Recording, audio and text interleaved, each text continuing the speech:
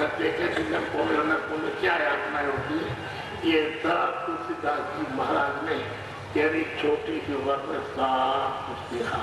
जब ऊपर को ऐसे आती है ऐसे करके तो कहते क्या है, जाति विचित्रता लोग यानी मतलब ये बड़े बड़े ब्रह्मांड ऐसी रचना से रची रहती है। हाँ तो ये कोई है ही नहीं कुछ क्या सकता हूँ, क्योंकि यहाँ कोई निशान है ऐसे कारीगरी होते लोग नहीं था अनेक ब्रह्मांड तो देखे उन्होंने अपनी आंखों से तो ये सब बदल। तब उन्होंने ये कहा ऐसे उन्होंने जब देखा हमने तुम्हारे पास तुलसी जब तुलसीदास जी की आंखों मिलने पर पूछ सकती है तो तुमको भी ऐसा कोई गुंजाइश हमने ये तो नहीं कहा कि आपके पास तीसरी आंख नहीं या इसके पास तीसरी आंख नहीं है, तीसरा काम नहीं है, तीसरी आंख नहीं है। हम तो कहते हैं जितने भी आदमी बैठे हुए और जितने बच्चे बैठे सबके पास तीसरी आंख है और तीसरा काम है और तीसरी नाक और सब जब तुम दरवाजे बैठे तुम स्वयं जाने तो कहते बात तो कहते थे तो बहुत सही लगता, लेकिन दरवाजा निकलेगा तब तो जाए, तो दरवाजा निकलेगा तेरी आंख बंद रहेगी तब तो कैसे जाएगा। आप तो तेरी अंदर की तीसरी आंख खुलेगी तब तुम देखेगा, तब तुम समझ जाएगा आंख बंद रहेगी कैसे जाएगा। ये आंखें तो उसको देख नहीं करती, तेरी आंखें जो चरम आंखें करीब एक बात पढ़ देगी तो बात तो पढ़ता रहेगा जो देख सकते हो और पर्दा जब खड़ा हो जाता तो तुम भी आपको देख सकते तो वो तो बहुत सूक्ष्म है और सूक्ष्म आंखें तो सूक्ष्म दृष्टि जब चलेगी तो दिखाई देगी। हमने कहीं निकाल हमारे पास नहीं है वो सरल बात उनके पास नहीं, उनके पास भी तुम्हारे जैसे थे अरे तुलसीदास जी तो उनके पास भी तो आंख थी लेकिन उनके पास आंख खुली नहीं थी तो वो गुरु की तलाश में थे, गुरु को मिल जाए हम कोई प्रेरणा होते थे तो गुरु को मिल गए बताने वाले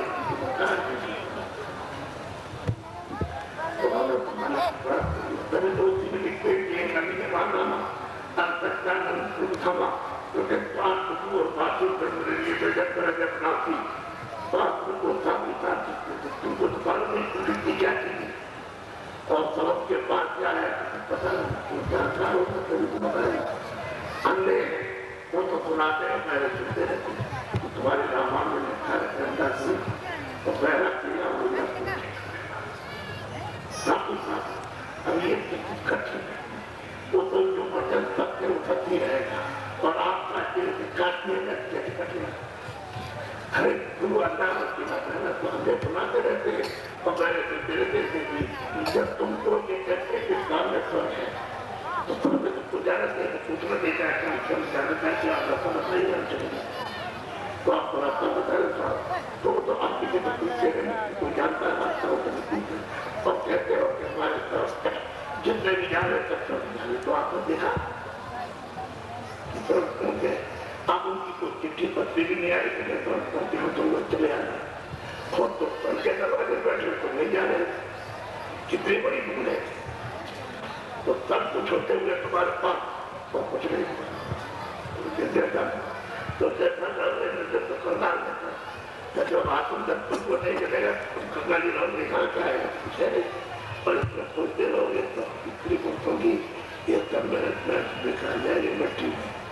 अब आए और शरीर पा गई दीवार के घर को पाने के लिए तो आपको सब कुछ लगना चाहिए था इसलिए मैं आपको बोला चित दूंगा मैं तो इसलिए आया आपको कुछ दे दे क्योंकि आप यहाँ फंसे हुए हो और पता नहीं कब आपके शरीर पूरा हो जाए और वो आकर के मकान से निकाल देते ये मकान गया और यही मकान से सब कुछ होगा तो ये मकान फिर आपको मिलेगा नहीं तो जीवात्मा का कभी पालन बेचारी ये तो गई जन्म देता कि ये शरीर मिलेगा नहीं तो ये अपने लिए कुछ कर भी नहीं सकती और वो यहाँ तो उसमें सजा मिल जाएगी तो जो जीव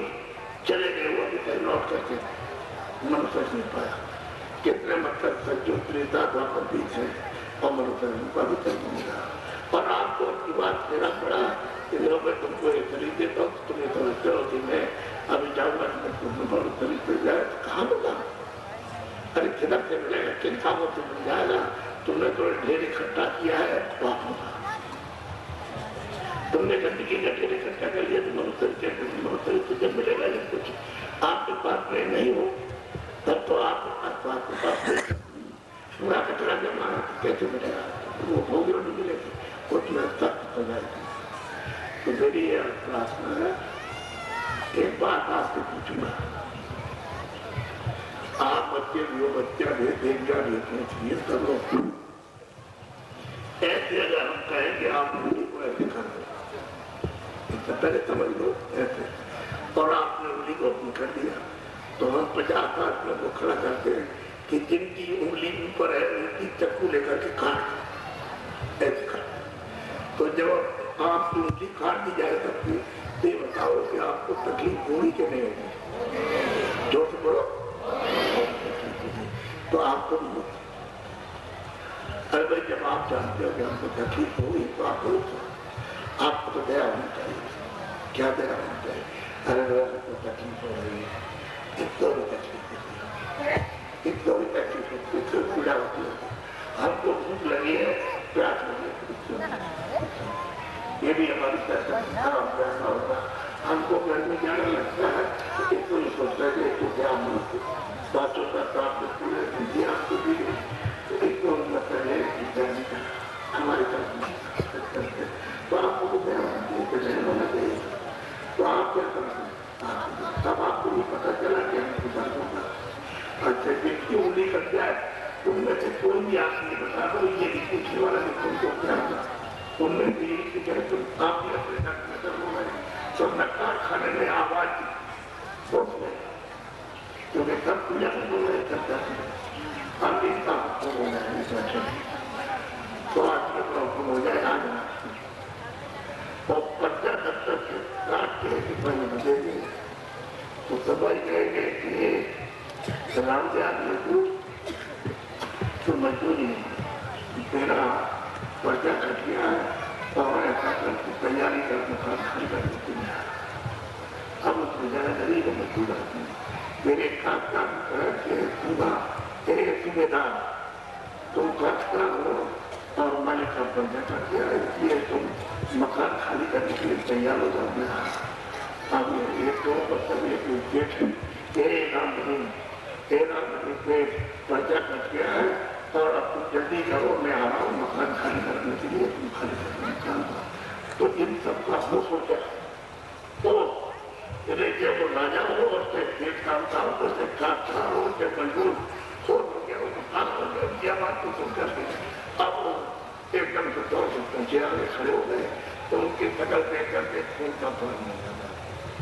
एकदम से फिर लगी मार फिर से लगाई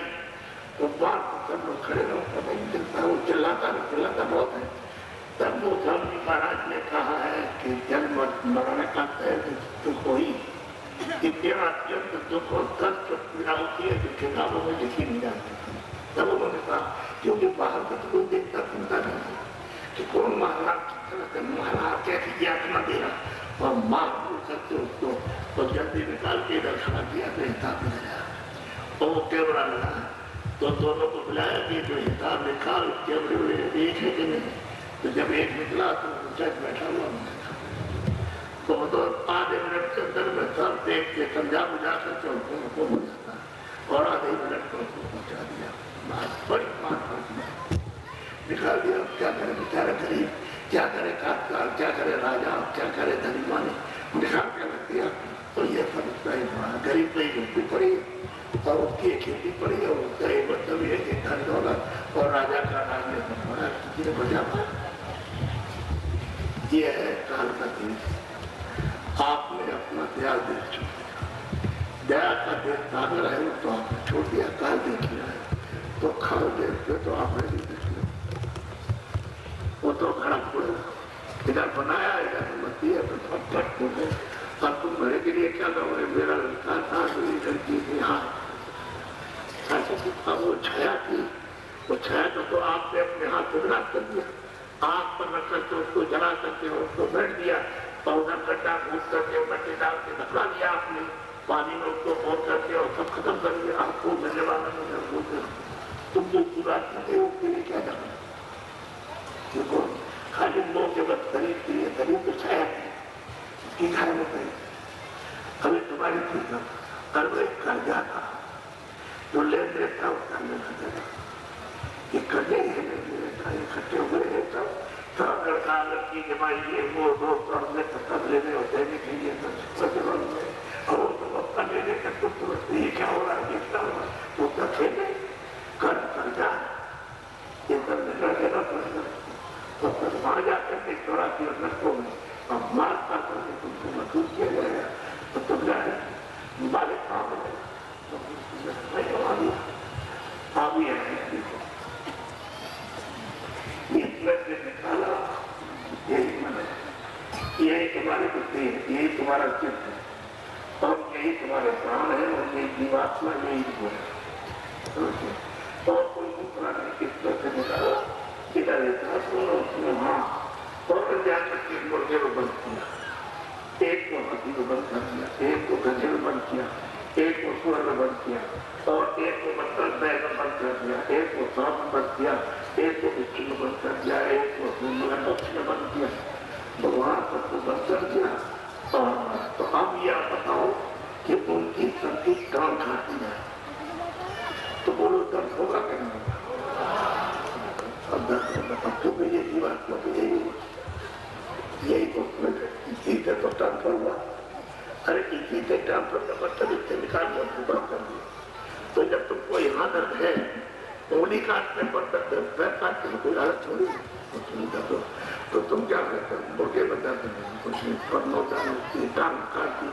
तो बच्चा काट दिया तो गाय की काट डाली तो हाथी की काट दिया आपने गड़े हुए गड़े इसकी काट दिया आपने तो आप उनकी सबके चलो इस पर 50 बोरे ला देंगे 50 कुंटल अगर डंडों से मारेंगे तो ले चलो तो आप में तो कोई कहता हूँ कि भाई कोई ज्यादा लगा आप मार रहे हो और डंडा लेकर के झुके हुए हो और चलो इसको ले चलो एक हिस्से को बंदा 4 दिन से बीमार है घास नहीं खा रहा पानी नहीं पीता अब वो सोचता है कि हमारी रोजी रोटी तो हमको मिली गई अब उसने कहा कि चलो इसको ले चले वो तो रोजी रोटी का अभी बुखार चढ़ा भी तो कुछ खाता नहीं और तांगे को जो लिया 25 आदमी उसमें बैठ गए और वो ठट्टा करता है तो उसको चाबुक मारने लगा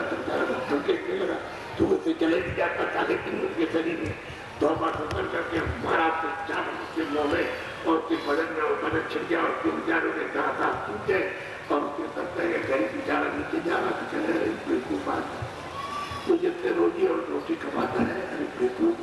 पूरे ये तो जाके हमारे घर में रहता है इससे खाद खाई की मिठाई पानी पिया कि इसको बुखार चढ़ा हुआ अरे इसको देखता नहीं तो बुखार चढ़ा और ऊपर बैठे जल्दी के चलो देख बच्चों तो बेचारा उतना ठीक ना और ऊपर एक भी आदमी चलने वाला तो थोड़ा स्थिति मार लगती है और दांत टूट जाते हैं क्या करें होगा तो दवा भी नहीं मांग सकता और कह नहीं सकता हमारा दांत टूट गया रोका रहा है घास नहीं खा पाता है तो छिड़ जाता है पैर से छिड़ जाते कितनी चोट लगती है तो आप इस बात की जीवात्मा को यही तो मनुष्य करके आपको तैयार तो बाबा जी प्रार्थना करते हैं आप सब लोग बोला तो देंगे आपको लेकिन आप सब लोग शाकाहारी का मतलब समझो कि जितने अनाज मोटे वही और सब्जी है सूखे गीले फल है और वो दीप घी और दूध है आप इनमें भूख लगे तो आप 20 बार खाओ अब आप तो मना कर देना सकते ना ऐसे मोटे कपड़े पहनो और अच्छे कपड़े पहनो नहीं आप चुप्पी करो मकान बना करो आपको हमको साधु थोड़ी बनाना चाहते हैं कि हम किसी को साधु बनाने आए थे बात ये काम हमारा करो हमारा काम ये है कि खेती करो दुकान करो दफ्तर का काम करो और मजदूरी करो तो करोगे ईमानदारी मेहनत से काम तब तुम दुकान ईमानदारी और मेहनत जब आप ये दो काम करोगे तो बरकत आपको मिलेगी अब ये समझ लेना आप मतलब की बात को करने तो बरकत मिलेगी बरकत से आपने तो कपड़ों में करनी न खाने में करनी न रहने में करनी आपको और कोई तकलीफ नहीं आपको होगी तो ईमानदारी मेहनत में कितने गुण है कि पति पत्नी में प्यार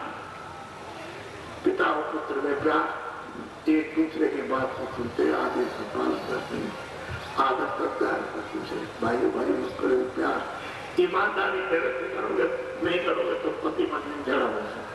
भाई भाई झगड़ा हो जाएगा, पिता पुत्र में झगड़ा हो जाएगा। ईमानदारी मेहनत की घर से लेकर दूर को तो जरूरत है, उससे आपको बरकत मिलेगी। बरकत का मतलब समझो सब लोग, एक काम खुदा की दुआ, भगवान का आशीर्वाद जब आपको मिल जाएगा तो कपड़े में कोई कमी नहीं, खाने में कोई कमी नहीं रहेगी। और दुआ आशीर्वाद तो फली होगा कि आपके बच्चे और आप, मेरे माँ बाप और माँ बच्चों के और उनके माँ बाप, ये सब स्वस्थ रहेंगे, बीमार नहीं रहेंगे। और जब आपने ईमानदारी मेहनत छोड़ दी और आप बेईमानी और ठगी पर लगे, झूठ और धोखे पर लगे, शराब करने लगे, तो बरकत की अब वो खुदा की दुआ की भगवान का आशीर्वाद फेंक दिया। अब आपको क्या हुआ कि लड़का बीमार, तो लड़की बीमार,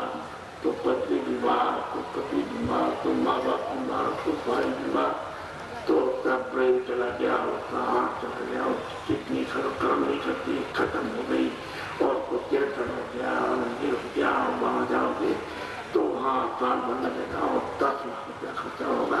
और ये कोई गारंटी नहीं है कि मतलब ये है कि फिर दोबारा आपको फिर उतना ही खर्चा कर होगा। अब उसको सुधार में पैसा कहाँ से मिलेगा? ये चीज छोड़ने से गिराने की, ये सब आपसे आपने खर्च करेंगे, घर घर में आपको तो और ईमानदारी मेहनत से काम करते तो आपकी सब चीजें जैसी की कहती रहती है और सुखी रहती है। तो आनंद तो नहीं होता, लेकिन तारीफ थोड़ा सा मतलब क्या नमन रहता तो भी चले से, लेकिन अस्थाई तो नहीं चले चले देख। आप इस गर्मी में आप देखते हैं, अभी मेरे साथ में ये काफला लेकर के दक्षिण भारत में 40 मेरे साथ में इसी महीने में 3 तारीख को लौट करके आई। तो मैं मध्य प्रदेश से, महाराष्ट्र से, कर्नाटक से, गुजरात से और राजस्थान और फिर उसके बाद में मथुरा में। और इसी महीने में 13 तारीख को शुरू हो गया कर्नाटक उत्तर प्रदेश के लिए, यानी 25 किलो में जाएगा। 13 तारीख से लेकर के बराबर चलता है इसी तरह से। आप भी देख रहे हैं असल में इसको सिखाया जाता है। देखो बच्चे, तुम फटे कपड़े पहनते हो, ये देखो देवी पहने बच्चे फटे कपड़े पहने करने पहने, और इसमें कितनी बदबू आती है। तो हमारी बात को मालूम जो भी काम करते ईमानदारी मेहनत से खेती दुकान दफ्तर के काम हुई तो साफ और शरीर में हम तुमको रास्ता बताते सच्चे भगवान का अपनी चीज चेतन जीवात्मा को मिले तो तुम्हारे सकते ये काम बड़ा आवश्यक है। ये ईमानदारी में गए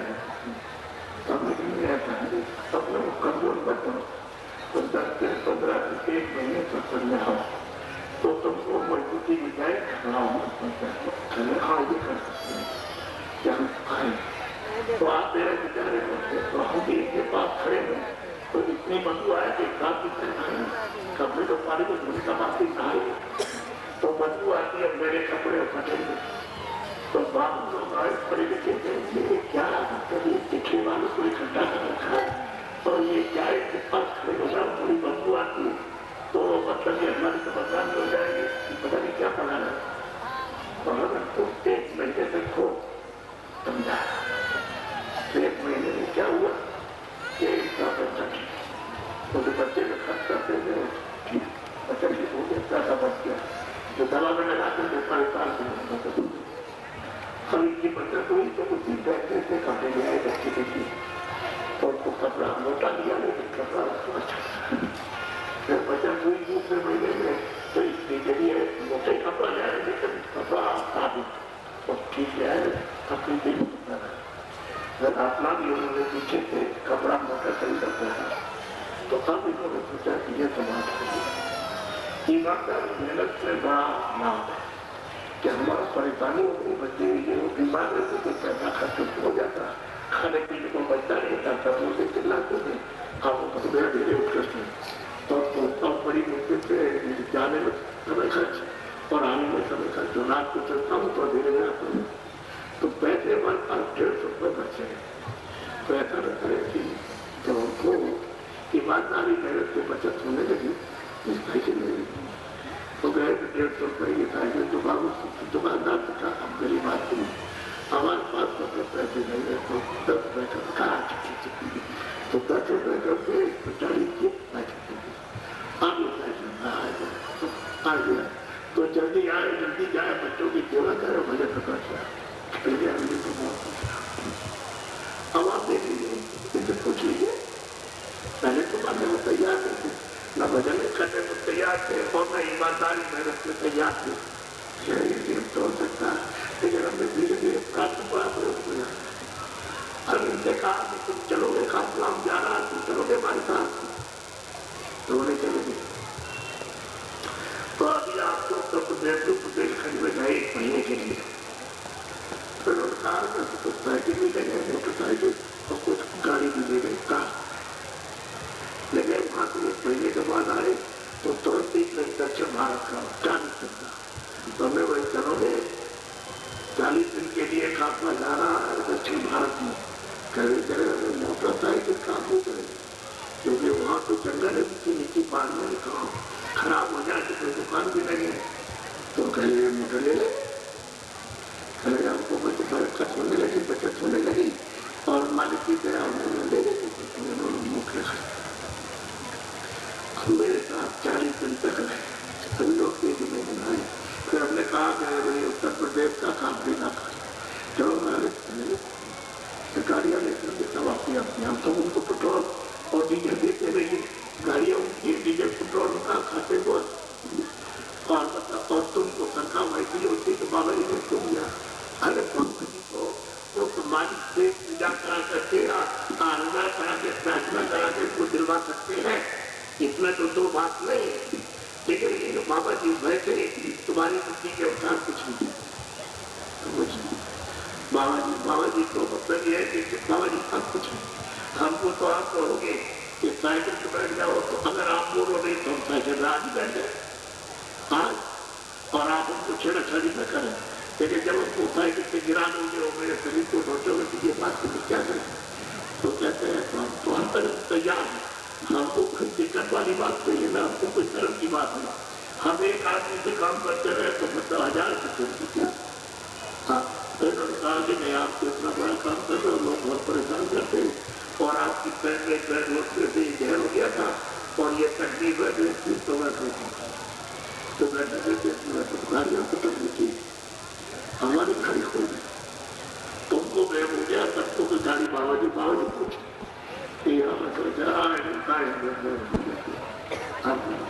लेकिन ये बात है कि अगर खुदा की दुआ और भगवान का आशीर्वाद यानी 3 तरीकों को मिल सकता है जो ईमानदारी और मेहनत के साथ काम करते हैं बच्चों की सेवा करते हैं और 2 घंटे मनुष्य मंदिर में अपनी चेतन जीवात्मा से भजन करते हैं अगर इसको ये चीजें मिल जाती हैं तो आपको सब हो सकता है कोई ऐसी किसी को मजदूर को और किसी कारखान को ये सोचने की जरूरत नहीं आप भी ईमानदारी मेहनत से करो आप काम और बच्चों की सेवा करो हम रास्ता बताते हैं भगवान से भजन का संख्या तो भगवान का भजन करो तुमको मिल जाएगा ये कुछ नहीं है ये सब मिट्टी है जो तुम स्तर से प्राप्त करोगे वो असली धन ये सब बात सब मिट्टी है अभी तुम देखना ये कभी कुछ नहीं देखा अभी आगे देखना कि कितना आपको देखने को मिलेगा और जब इनको तुम्हारे सामने मैदान में कहीं गाड़ियों छोड़ करके भाग जाओ तो सीधे बात पे चले गए गाड़ियां ही मैदान में छोड़ देंगे ये गाड़ियों के साथ बधे नहीं आपको कोई सोचना चाहिए कोई बड़ा काम है इससे कहा आप जाओ गाँव में कहना कि दुकानदार एक हाथदार और एक मजदूर दफ्तर वाले तेरा कोई नुकसान नहीं होगा बाबा जी आएगा वो रस्सी देना चाहते तो जाओ तुम ले लो जा करके उसमें अनमोल और तुम्हारा कोई नुकसान किसी तरह का नहीं होगा जब इनसे कहते हो हाथ टूटते हो पैर टूटते हो तो आपको सोचना चाहिए कि बिना बैठ के और बिना मतलब की मेहनत करता जल्दी में और आपको जाकर के दरवाजे फंसाता और पैर छूटा है सबके छोटे बड़े का काम किया ये तो पुरुषों देखने को बच्चों का काम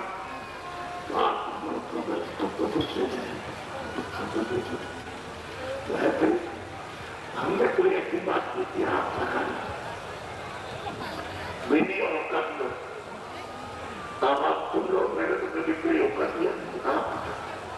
लेकिन जो बच्चे बच्चियों ने बीड़ियों का अभी तक नहीं किया, आप कभी मत पीना, इस बुरी आदत को मत डालना। जो पीते हो पियो बीड़ियों का, ऐसा बच्चे बच्चियों को नशा मत करो तो तुम्हारी कुछ पागल पथवत हो जाए और तुम्हारे घर में 2 लड़कियां जवान, तो उस नशे में पागलपन में लड़कियों का हाथ पकड़ो और ये कहो कि स्त्री में हो तो स्त्री में क्या फर्क, चाची को पकड़ लो बगल में कि तुझमें और उस औरत में क्या अंतर है, तू भी औरत वो भी औरत। और फिर वो भतीजी को पकड़ो आप और उधर से गाली गलौज करते आए तो माँ को पकड़ लिया, तुमको तो पहचाने नहीं मेरी माँ, और कह लगे तुझमें और उसमें क्या भेद है, सब और तू बराबर। अरे जब तुम मनुष्य होकर के तो तुमसे भी ज्यादा बुद्धि को तुमने नीचे गिरा दिया और खत्म कर दिया, तो ये बताओ पशु भी ऐसा काम नहीं करता, तो तेरी तुझे कितनी सख्त सजा मिलेगी। ये तूने लोग पर लोग के विधानी पुचा लिया, खत्म कर दिया, खत्म हो गया, तो आपने नहीं सोचा कितनी सजा मिलेगी। अब वो देने वाला तेरा, तुम तो समझते रहे, हम तुम्हारे की बात करते, जब आपको मालूम हो गया कि इन कर्मों की हमको ये सजा मिलेगी, तो आपने जो कुछ भी किया है वो अनजान और भूल में किया, तो कोई कुछ कहता थोड़ी है, आपको कोई कुछ कहता आप मत सुनो। आप सीधा रास्ता अपनी जीवात्मा की बचत का, जीवात्मा के धन के प्राप्त करने का सीधा रास्ता चलो। अरे अब करो जो पीछे किया है उस पूरे कचरे को, जो पाप और पुण्य किया उसको ऐसी उस व्यक्ति ब्रह्म गंगा में नहाओ, उस धारा में सब सफाई हो जाए। तो आप ये काम क्यों नहीं करते? जब मालूम हो गया कि काम अच्छा नहीं है तो हाथ छोड़ कर जाए आपके मन से इंसान और जो इंसान आदमी जब वही अपनी रूह और जीवात्मा के लिए नहीं सोचता वो इंसान क्या। तो इसलिए मैं आपको अच्छी चीज बताऊँ, मैं कोई आपको भेदभाव रखूँ या कोई छोटे बड़े का भेदभाव और कोई झगड़ा करूँ तो आप क्या करते हो? मैं तो पुण्यात्मा से पाप आत्मा से झगड़ा करता है। मैं तो जानता हूँ कि 1 मिनट में या 2 मिनट बच जाए, ये समय अपनी जीवात्मा के धन के लिए कमाने के लिए दे दे तो हम वही अच्छा समझते हैं, क्या वही बना थोड़ा सा भी समझते हैं। हम ये सब हम तो गहला करते हैं किसी की, तो आप देख लेते हैं। तो मैं आपको अमूलक चीज दूंगा, आप बड़े प्रेम से आते हैं।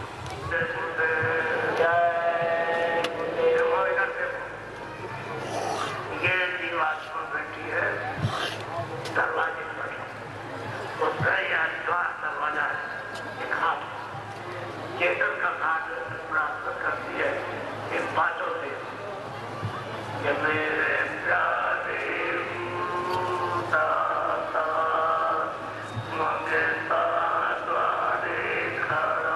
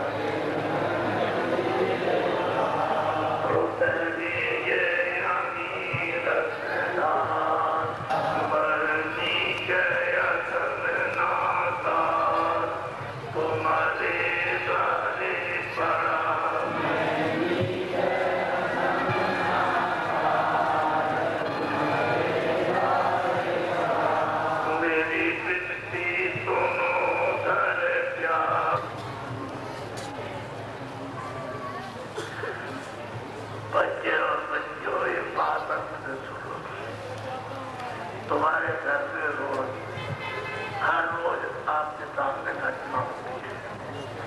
कोई बीमार पड़ गया, बच्चा बच्ची, पति पत्नी, माँ बाप, ऐसी घटना सामने आ जाती है। बीमार पड़ा हो तो बच्चे हमारे पैर झगड़े हुए, हम किसी के घर नहीं जाते। जब हमारे पैर ठीक से हम तुरंत चले जाते हैं। अब हमारे पैर झगड़े पहले तो जहर हो गया था, आप पकड़ पकड़ के खेल के नोच के, तो आपको मालूम है आपने जहर से ना कर, तो जहर तो निकल गया, लेकिन चक्र बनी नहीं गई। तो हमको आप बचाए रहो। बच्चों खड़े हो जाओ, खड़े हो जल्दी से। देखो बाबा जी ने आपसे ये कहा है कि तो जब जाओ तो पहले नाम करके सबसे बदलते क्योंकि ये लगा नहीं रहेगा, नदी नहीं रहेगी, बात की पानी तेज होगी। तो तुमने कहा देख नहीं रहेगी, तो नहीं लोगों पति के खड़े